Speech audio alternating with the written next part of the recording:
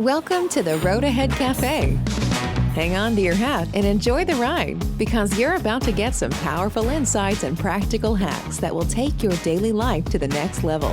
And now, here are your hosts, Rick, Frank, and Peter. Welcome back to the Road Ahead Cafe. I'm your host, Rick Gabrielli, and I'm here with Frank Vandenhorst and Peter M. Fellows. And in this week's segment, you asked us, how do I get rid of my fears? So, Peter, give us your thoughts about this, your first thoughts about this. Yeah, thank you, Rick. Always a pleasure to get together with you and Frank here at the Road Ahead Cafe. And hello again to all the peer coaches and the people helpers out there. And now listen up, guys. This is important. Make sure you subscribe on the mailing list because Frank, Rick, and I are here every week pouring out huge mugs of thirst-quenching, powerful insights and practical hacks for you. You don't want to miss out on that. You never know when I might accidentally say something that's actually helpful.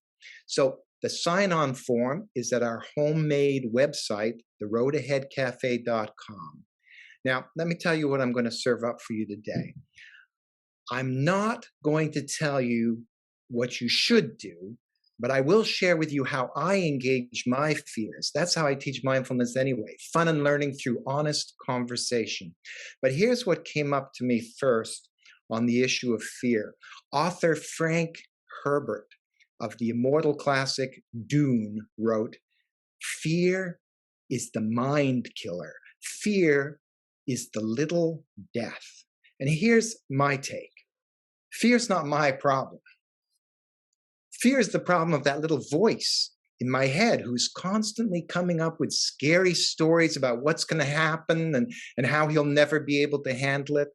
So in this episode, the Road Ahead Cafe, I'll share with you how I coach my inner voice to find flow rather than fear.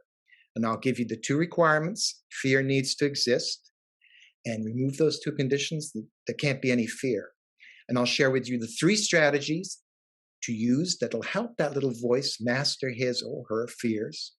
And I'll share with you the 5 tactics you can provide that inner part of you so that they go from victim to master of fear. Stay tuned. You won't hear this stuff anywhere else, which is probably a good thing. Back to you, Rick. Good stuff, Peter. This sounds like a note-taking episode, people. Frank, what are your first thoughts about this? Yes, I think we all need a pencil and paper right now because Professor Peter is going to tell you a lot. Well, I think when I'm thinking about fear, we all have it. Yeah, it's a very interesting question. We all have it, don't we? I'm going to explain to you why I think you can look at fears as friends instead of resisting them. How they can change your self-awareness if you look at fears from a different angle.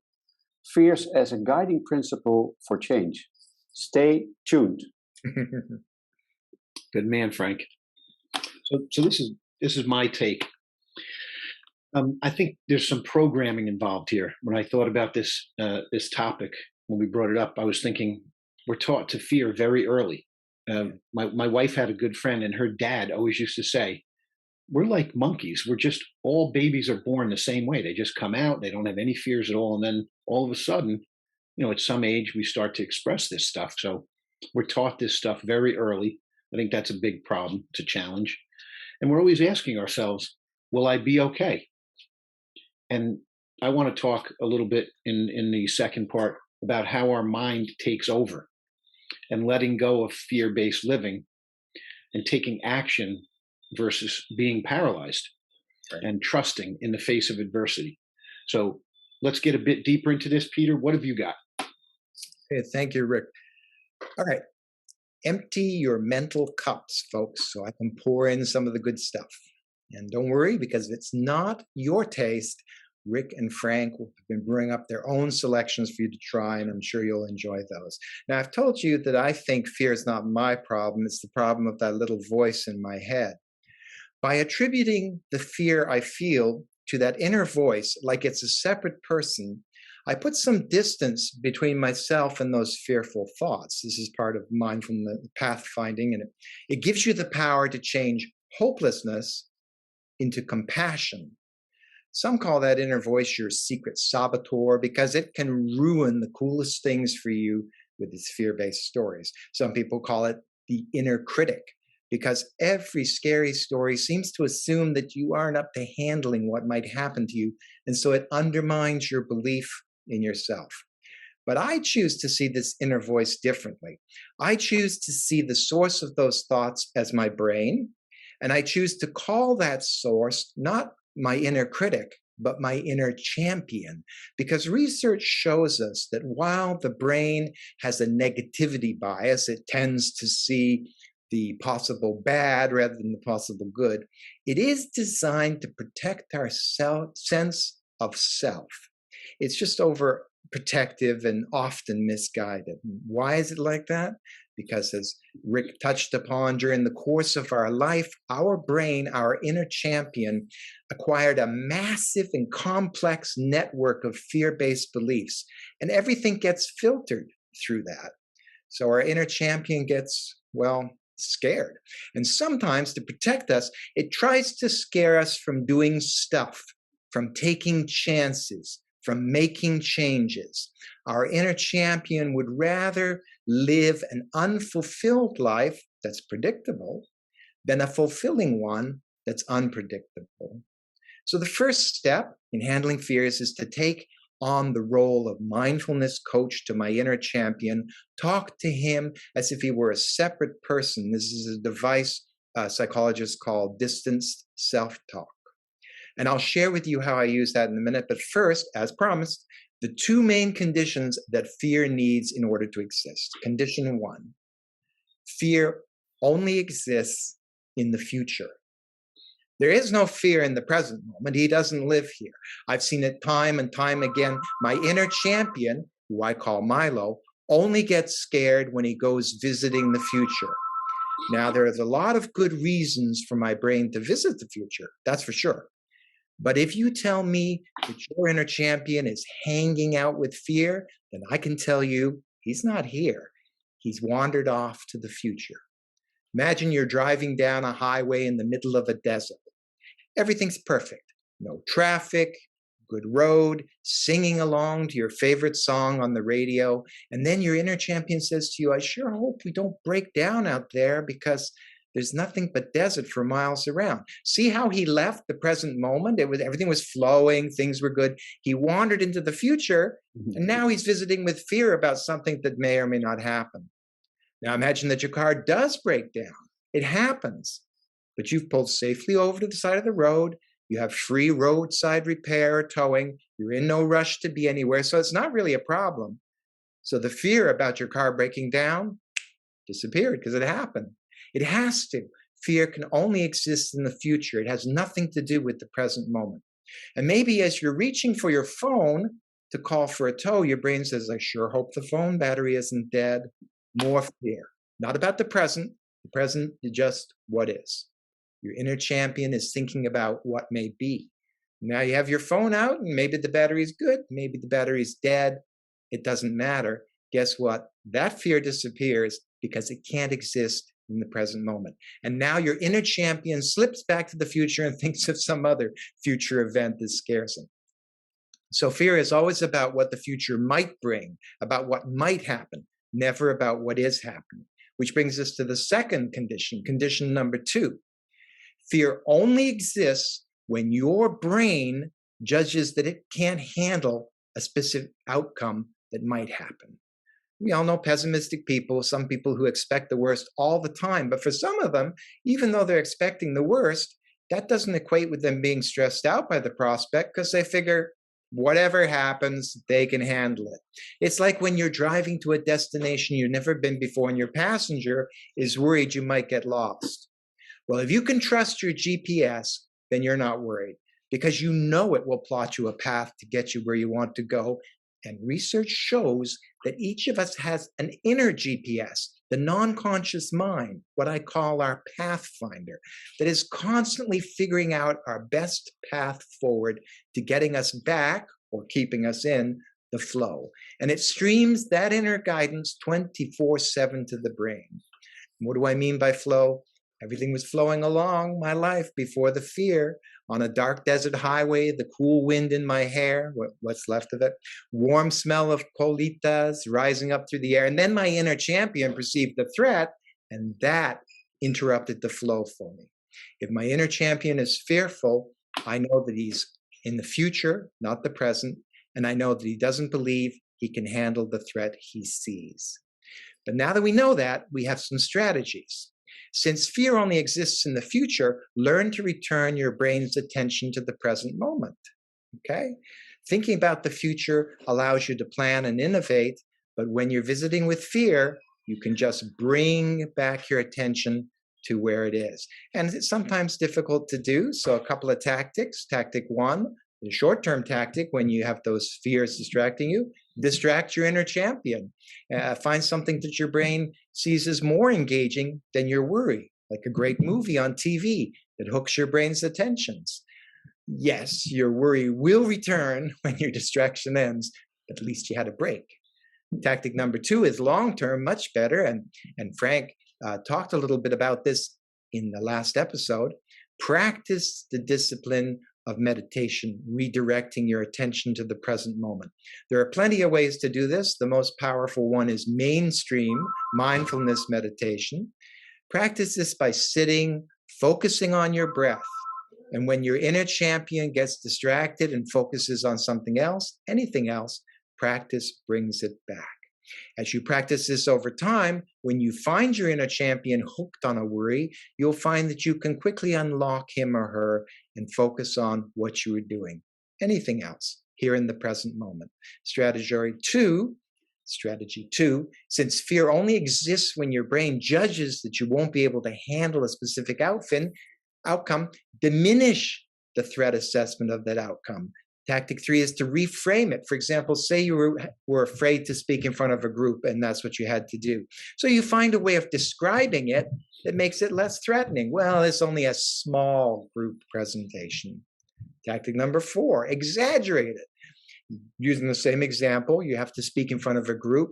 Say, exaggerate the threat. Yes, this is going to be an unmitigated disaster. Everybody will be falling off their chairs. They'll be laughing at me. I'll never be able to show my face in public again. I'll lose my job. I'll end up eating ramen noodle, dinner. The more absurd your exaggeration becomes, the sillier the fear looks. The third strategy is this. Empower your inner champion so that he or she feels that they can handle most things. Tactic 5 is mindful pathfinding. That's what I do. I self-distance from the fearful thoughts. It's my inner champion who feels the fear, not me. I coach my inner champion with compassion, guiding him through mindful pathfinding. Step back from the noise. Take a deeper breath and just let go. Observe what's going on in my jaw, my shoulders, my seat, my stomach. And then ask Pathfinder what comes up. Where's my path here? How do I get back in the flow? What that does is it interrupts his focus on the fear of the future by having him focus on what's happening right now and what's coming up when he asks this question. Notice I'm not stressing my inner champion, my brain, by demanding that he figures out the next step. I'm giving that job to my deeper self, Pathfinder. And then I guide my inner champion to proceed to acknowledge and thank whatever comes up. What comes up, my brain's perspective, is some way that the fear is diminished. And the main reason that I'm doing this, going through this coaching of an imaginary character called my inner champion, is because my brain got wired automatically to react to possible threats in a way that causes it stress, right? Does this all by itself without me. I want to create a new unconscious procedural memory so that it does a mindful response to threats. And I want it to do that by itself. I mean, I don't mind coaching my brain, but the idea is to empower it so that I don't have to always be coaching it. And there you have it. If you like what I'm serving up, if you want to see if mindful pathfinding would work for you, join me in the Pathfinders conversation at mindfulpathfinding.com. Now get ready for Rick and Frank to rock your world. Back to you, Rick. Wow. That is certainly a lesson in getting rid of fears. Thank you, Peter. That's great stuff. Frank, what do you have to share on this? Well, Peter, I think indeed that fear fellow lives in the future. Thank you for sharing that with us. But let's be honest, there is no quick relief for deeply ingrained fears. You have to face them, your pains. You must acknowledge them because you cannot change what you do not acknowledge, or what you're not aware of. So my focus is to help you to be more aware of how you can start to recognize and transform some of your fears. But first things first. There are two basic psychological fears. I'll focus on that aspect of fear for this moment because, of course, you know, it's not a good idea to go into the wild and pet a lion on his head and so on, you know, or try to cuddle a rattlesnake. Nah, that's not smart. These two types of fears have a plus and minus pole like a magnet. The first fear is the fear of losing something. You got something and you're afraid to lose it. The second one, and you could say that's the plus pole, the second one is the fear of gain, what you try to avoid. You don't want to have something, but think about, oh, it might happen. It's what Peter just said, you know, you were driving through the desert to say, wow, listen, your car could break down. You don't want to have that when you're driving in that valley. No, it's not a smart thing to have. So the first thing is the fear of losing something. You meet someone and you both fall in love, as an example. Watching the sunset, a romantic dinner together, and much more you can think about right now. We all know that at a certain point, the being in love feeling will somehow, some way, fade away. And before you know, questions arise like, will we stay a couple? What if? And for how long? You begin a fantasy about the future of your relationship. And that's an important word, fantasy, because it's a mind thing. It's related with just what Peter said. It's what you imagine. Before you know, doubt starts kicking in. The fear of losing is emergent. You just look at what jealousy means to you. Jealousy is a tricky one. Yeah? You want to hold on it, to claim it, to secure it. And for many people, a marriage is a way to do that. The same counts, for instance, for a job. Let's be fair. Who's really fun for the appraisal, looking forward to appraisal interviews? Well, I have been in HR business for quite some time, and nobody was looking forward to it, unless you know you already get that raise. Well, not many people know that in advance. So, the process can be described in 3 steps. To get it, to have it, and to hold on it, whatever it takes. That's number 1. That's the focus point. The fear of losing could be considered as being the plus side of the magnet. You have it, and you start to fantasize about the fact that you could lose it some way, somehow. Number 2, the fear of getting what you want that you try to avoid. Yeah, you don't want it, but your mind is busy with, I don't want to get it, I don't need it, I don't want it. But anyway, it's again that Death Valley road trip, you know. You don't want to be eaten by a lion. You know that when you are camping out on the savannas of Africa. You can take measures, precautions for that. Or another thing, for example, think about an illness that genetically runs in your family. You might have a higher chance than anyone else to get that illness, but that's not necessarily the case. You might start to fear it. You don't want that illness. So what's going to happen? Before you know, you go into the internet and read everything about that potential illness you don't want to have. So what do you think what happens in your mind? You start to attract it somehow. You pull it towards you. It becomes something in your mind. It starts to become a fear. Yeah. We try to avoid pain and seek pleasure, but we continuously are trapped in the dynamics of those 2 poles. We fear of losing something that we are attached on. At the same time, we fear to get something we don't want. It's the dynamic of getting married and the divorce. Somewhere in that dynamic, there's a point of balance. And that's the interesting thing. A point where where it's neutral. It is a point what I call the point of non-attachment. And in Buddhism, it's a well-known thing. Non-attachment, non-condemnation, for example, are two aspects of being the feeling of enlightenment, having that feeling of enlightenment. But we don't cross that subject right now. We're focusing on fear. If you are not attached to either of the emotions, you are non-attached. You stand in the middle where they merge. You are non-attached. You are not depending on it somehow, somewhere in an emotional way, which always turns in a physical reaction. You know, the butterflies in your stomach when you are in love, for example. So how to get rid of those fears? See them as pointers to a deeper understanding of who you are, as guides or friends. Start to look and listen behind the fears by not resisting them, but see them what they want to become, that you want to become aware of. An attachment to a result you don't want. It is the realization of an awareness of what happens in your body. So the way is to get into the middle. Ask yourself the following question when you are caught in this dynamic of fear. For instance, a situation that generates feelings of jealousy, a very powerful feeling. Ask yourself, when you feel arising feelings like jealousy or whatever, ask yourself the following question. What happens to me right now in this moment? Observe what you feel. Do not interpret it. Don't make it right or wrong. Your mindful pathfinder, like Peter says, will give you an answer, whispering in your ear. Be silent and listen. To my experience, it never shouts at you. It's a whisper. So you need to be silent and you need to listen.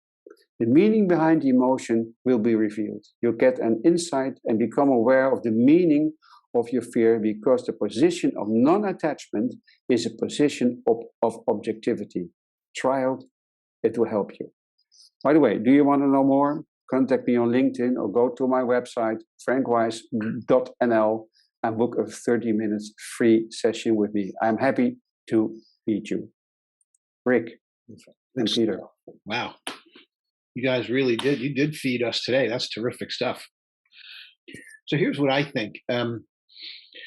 How to help with the programming part. So I mentioned earlier, I think that fear is programmed into us at a young age. So one of the things I think we can do is don't spread our fear to others.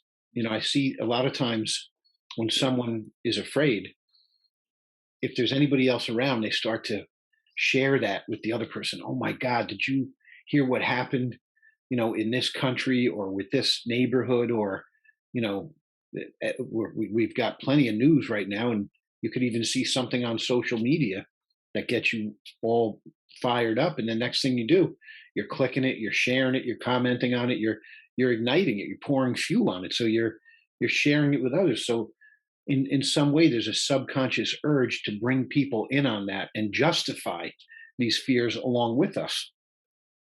Kids, family, friends, and coworkers. So don't spread your fear to others. Sometimes if you keep it within yourself for a moment, as Peter and Frank said, it will dissipate. You can use these tools that they both gave you to help cope with it, but don't spread it. Don't share it with others. That's just how, you know, wherever we are as a society right now, a lot of that has to do with spreading fear. So keep it to yourself. By the same token, don't look for that information from other people. Don't incite them to share it with you.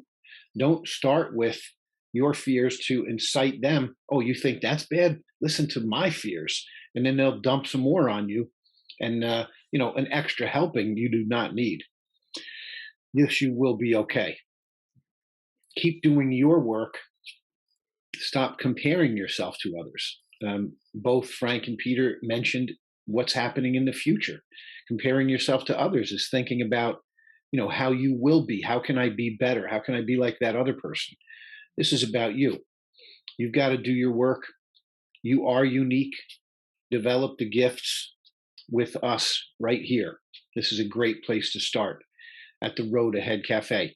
Reach out for more. Another way to help remove fears is to let go of expectations.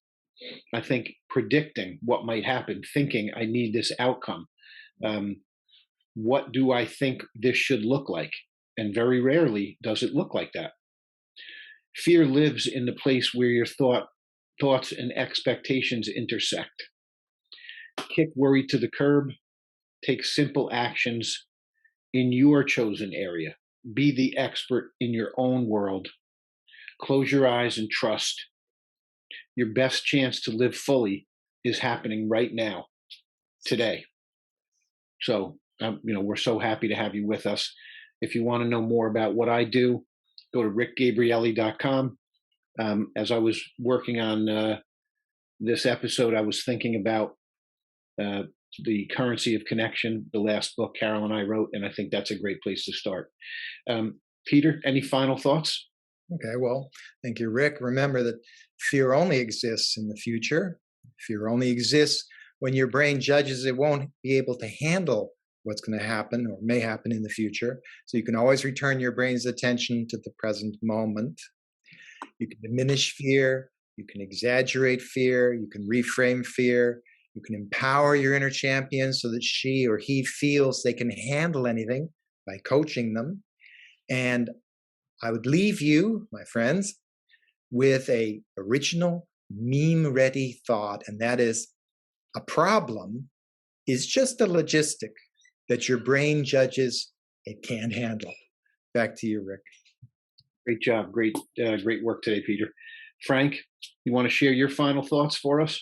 You just mentioned, Rick, an interesting statement about relationships. And I have something for people who are in a relation, who have a relationship, maybe married couples, or who just started a relation, or are wondering, how is my relation developing? I have one statement which might help you. True love needs nothing.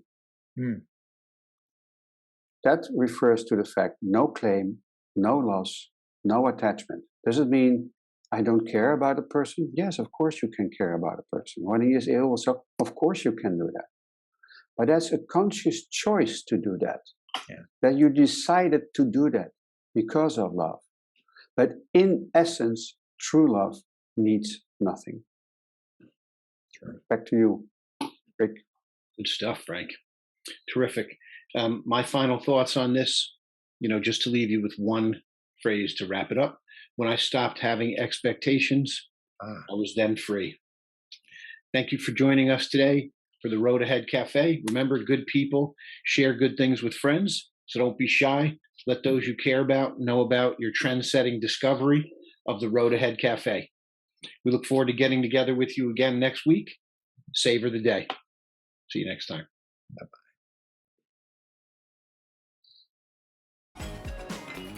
We hope you enjoyed this episode of the Road Ahead Cafe. Hungry for more? Don't miss out. Follow this channel and be sure to subscribe to our email at theroadaheadcafe.com. Thank you for stopping by. See you next time.